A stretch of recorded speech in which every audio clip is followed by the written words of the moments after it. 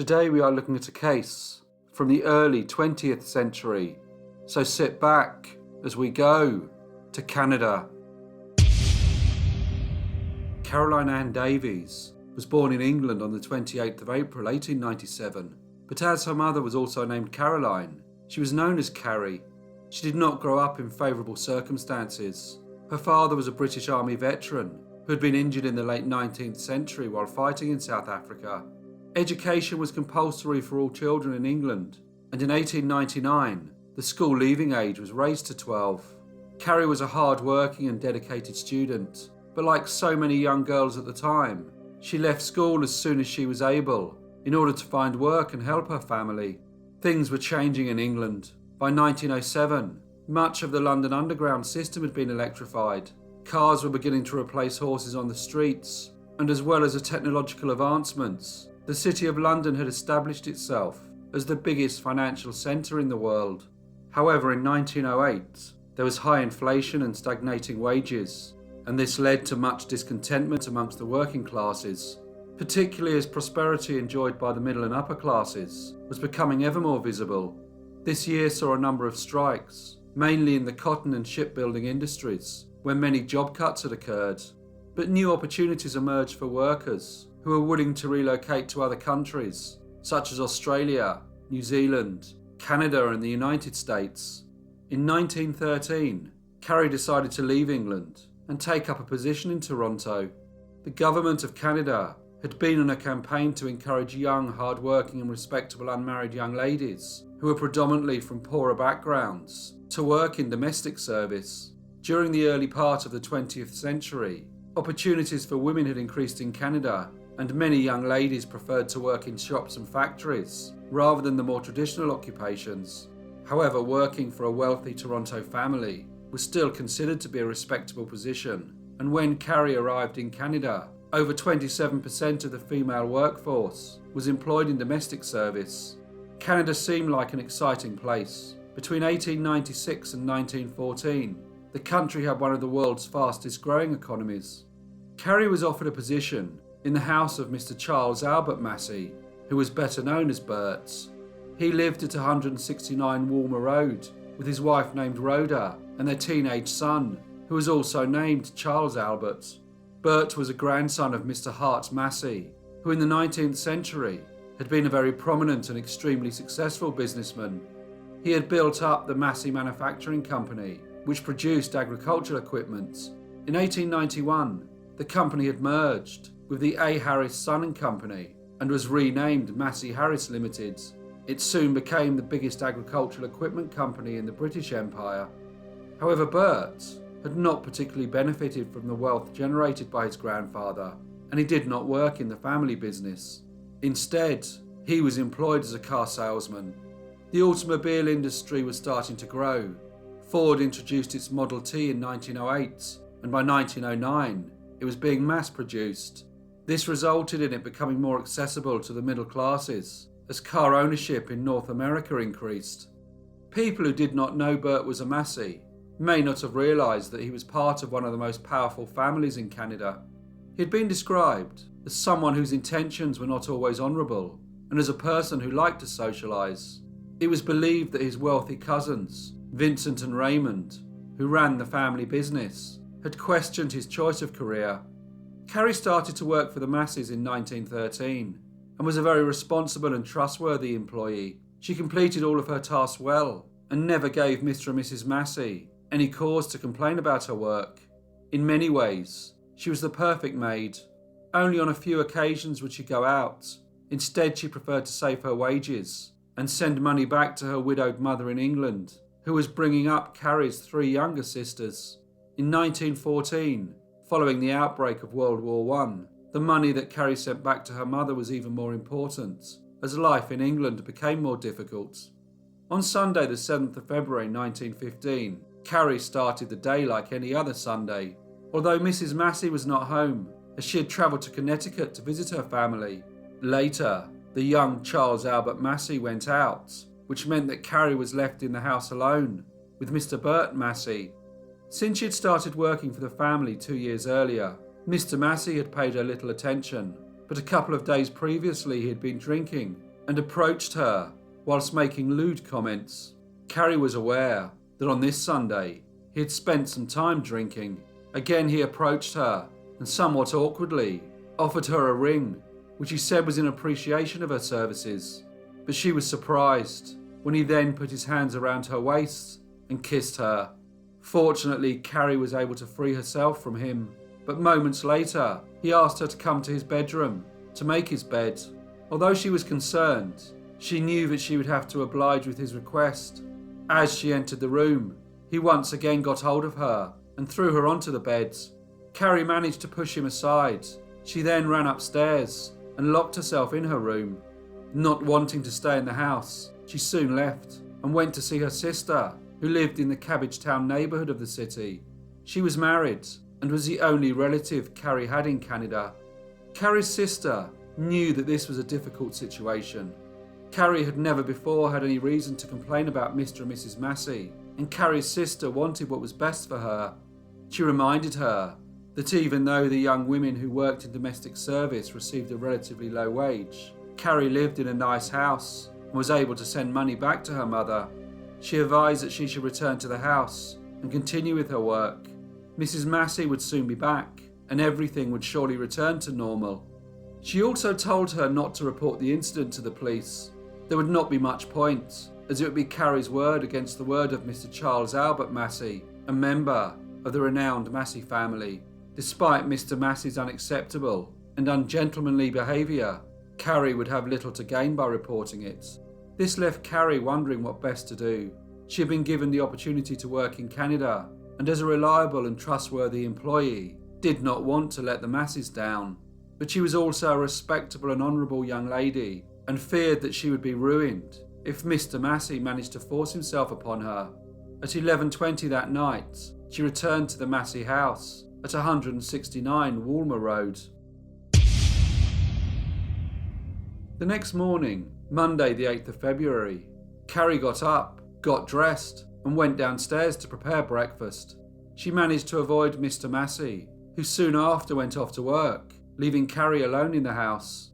She was still very agitated by what had happened the previous evening, and this affected her. She considered it totally inappropriate that her master had kissed her and tried to force himself upon her. That evening, Bert returned from work. It was dark and cold. As he walked down the path towards his front door, Carrie rushed out. In her hand, she clasped a gun. She shouted, "You ruined my life!" But before Bert had any time to react, she fired 2 shots, the second of which hit him in the chest. He turned as if to run, but as he did, he fell to the ground. The first person to see him was a paperboy who had witnessed the whole event. The concerned residents who had heard the shots quickly came out of their houses. They were shocked to see their neighbour lying on the ground. They tried to assist, but just a few minutes after he had been shot, Mr. Charles Albert Massey died. It did not take long for the police to arrive. They entered 169 Woolmer Road.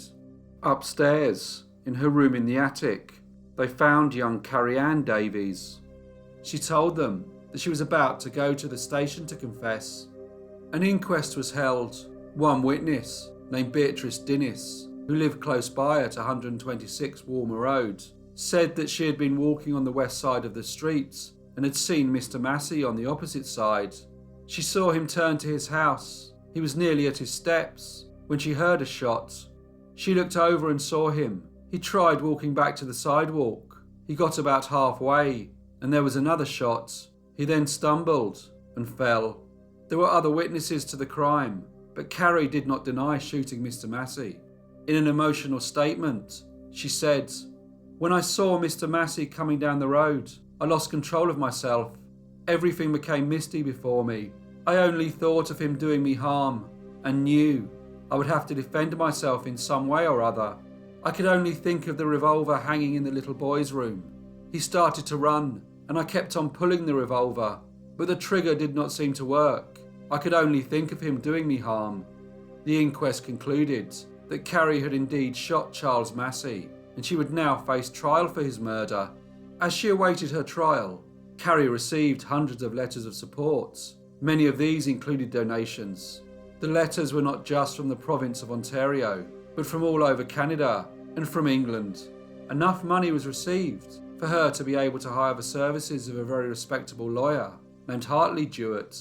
The newspapers were fascinated by the story, and for the next few weeks, the case of Carrie Davies dominated the headlines, despite the fact that hundreds of thousands of young brave Canadian men were fighting in the battlefields of Europe as World War I gripped the continent. The paper, the Toronto Daily Star, seemed to very much support Carrie's plight, a young vulnerable girl so far from her mother, who was only trying to better her circumstances and was forced to defend herself against her employer. One reader had written, "I believe our country is blessed with many such virtuous working girls.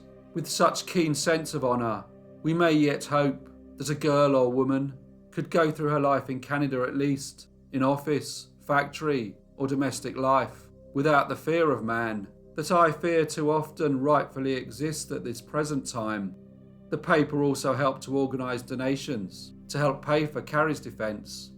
But not all the newspapers supported Miss Davies. There were those who knew the Masseys to be a fine and upstanding family and stood by them at every opportunity. Mr. Massey had been shot in a premeditated attack as he was walking towards his front door after a hard day's work. It was also written that Carrie had a history of seizures, which had at times made her behave like she was insane. It was suggested that perhaps a crime was committed during a period of temporary insanity. Her trial was held in the Toronto Women's Court before Chief Justice William Mullock. The jury, however, was made up solely of men. This was not the usual sort of case that came before the Toronto Women's Court. Most of the time, the judges would preside over women being prosecuted for such things as drunkenness, vagrancy, and sex work. One newspaper wrote that amongst the usual women standing trial, Miss Carrie Davies looked like a mild and gentle Sunday school pupil. The case for the Crown was led by the renowned prosecutor, Mr. Ernest Edward Arthur de Verney. He outlined how Mr. Charles Albert Massey had been walking towards his front door when he had been shot dead by the defendant, and reminded the court that although Miss Davies would tell the reasons for doing this, Mr. Massey was now deceased, so the jury would be unable to hear an alternative version of the events that led to his tragic death in the early evening of Monday, the 8th of February 1915.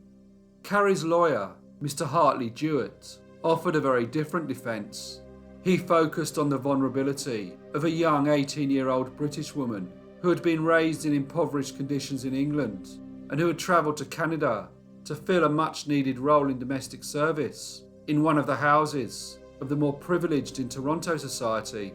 He told the court that despite her poor background, she had been raised in a very respectable manner that reflected the values expected of a young lady in 1915, and that she believed that her employer should not try and force himself upon her.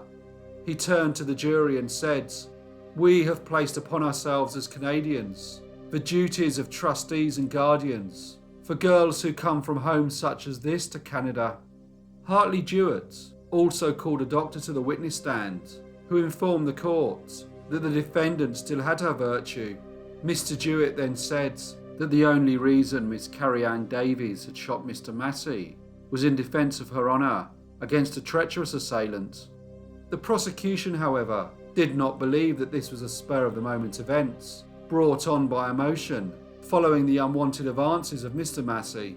They reminded the jury that he had been at work all day and since the incident the previous evening had not made any inappropriate comments or suggestions towards Miss Davies. But during that time, the defendant had taken her employer's gun, loaded it, and waited until she saw him approaching the front door. She then came out of the house and shot him. This would suggest to anyone that the murder of Mr. Massey had been premeditated. Hartley Jewett was a very skilled lawyer, and throughout the trial, he portrayed Miss Davies as the true victim of the crime. He cleverly outlined her high moral values, her sense of duty, and the very vulnerable position she had found herself in, thousands of miles from her mother, and working for a member of one of the most powerful families in the country. Towards the end of the trial, Carrie was called to give evidence. She dutifully told the court of the events that led to her shooting Mr. Massey. During her testimony, she looked and spoke very much like the young, courteous and defenceless servant girl who had valiantly defended herself against the unwanted approaches from her master. When Hartley Jewett summed up the case, he said, "Miss Davies felt the full weight of the attack that was made upon her. You can well conceive the torture she went through, worrying about future abuse." He added that the shooting was an impulsive act, as she was desperately trying to prevent herself from becoming a fallen woman. After both the defence and prosecution had given their closing statements, the judge summed up the case, but it was evident that Mr. Jewett's description of the defendant, being a vulnerable young lady who was a real victim in this terrible tragedy, had resonated with the whole courtroom. The jury deliberated for only 30 minutes before returning to deliver the verdict of not guilty. This was greeted with cheers and applause, both inside the courtroom and amongst the many people who had been patiently waiting outside. The judge, Mr. William Mullock, looked at the defendant and said, "The jury have found that when you killed Mr. Massey, you lost self-control of yourself and at that moment had no murderous intent." The newspapers reported that many of those involved in the trial had been emotional when the verdict was read. They concluded that the verdict of not guilty was a triumph for traditional and moral values in a period where things were changing in Canada. Following her acquittal, the newspaper frenzy surrounding the case soon died down, and stories from the trenches in Belgium and France again dominated the front pages. Carrie was offered positions in other households, but had no desire to return to domestic service, and as the war raged in Europe, she disappeared from the public's attention. She eventually married a farmer named Mr. Charles Brown, and together they had 2 children. She devoted much of her time to working with charitable organisations and never again spoke about the events of Monday the 8th of February 1915. She died on the 5th of October 1961 at the age of 64 and was buried at the Hillcrest Cemetery in the town of Halton Hills in Ontario. In 1953, Massey Harris Limited merged with the British company Ferguson to become Massey Ferguson. In 1997, the company moved its headquarters from Ontario to Buffalo in the USA. Hello everyone, and thank you so much for listening. As usual, please leave any comments or feedback you may have, and I hope to see you all again in the next Brief Case